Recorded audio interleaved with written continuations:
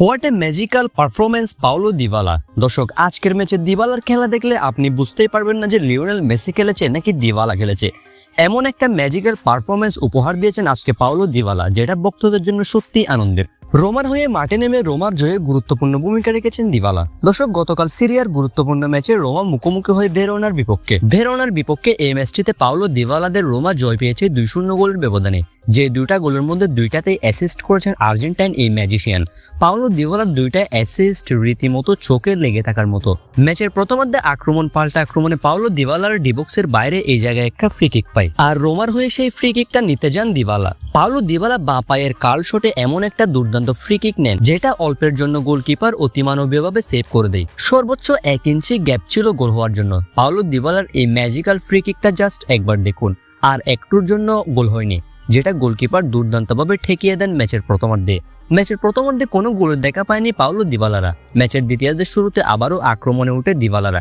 এ সময় ডিবক্সের বাইরে একা বল পেয়ে যান দিবালা। 4 জনকে বোকা বানিয়ে ডিবক্সে ঢুকছিল দিবালা। এ সময় পাওলো দিবালাকে আটকাতে না পারে প্রতিপক্ষের ফুটবলার মারাত্মকভাবে ফাউল করে ফেলে দেয়। সরাসরি রেফারি তাকে লাল কার্ড দেখায়।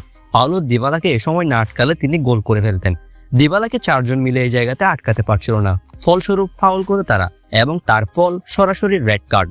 রেফারি কিছু না ভেবে পাওলো দিবালাকে এমন ফাউল করার জন্য লাল কার্ড দেখায় প্রতিপক্ষের ডিফেন্ডারকে। এর ঠিক কয়েক মিনিট পর ম্যাচের 55তম মিনিটে গোলের দেখা পেয়ে যায় দিবালাদের রোমা। দর্শক, ম্যাচের 55তম মিনিটে একটা পেনাল্টি পেলে সেই পেনাল্টিটা নিতে যান রোমার স্ট্রাইকার মালেন, কিন্তু মালেন সেই পেনাল্টিটা মিস করে ফেলেন।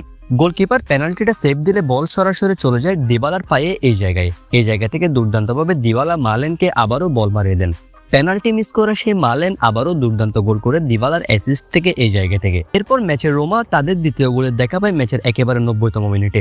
দর্শক, ম্যাচের 90তম মিনিটে দিবালার অ্যাসিস্ট তো আরও জাদুকরি, যেখানে ডিবক্সের ভিতর এই জায়গায় গোলকিপারকে একা পেয়ে যান পাওলো দিবালা। সামনে ছিল একজন ডিফেন্ডার, তার দুই পাশে তার 2 জন সতীর্থ ছিল। সবাই ভেবেছিল সামনের জনকে দিবালা বল দিবে, কিন্তু দিবালা করলেন এক জাদুকরি কাজ।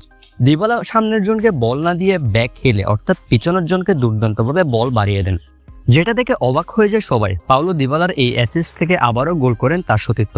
রোমা এগিয়ে যায় 2-0 এবং শেষ পর্যন্ত 2-0 জয় নিয়ে মাঠ ছাড়ে রোমা।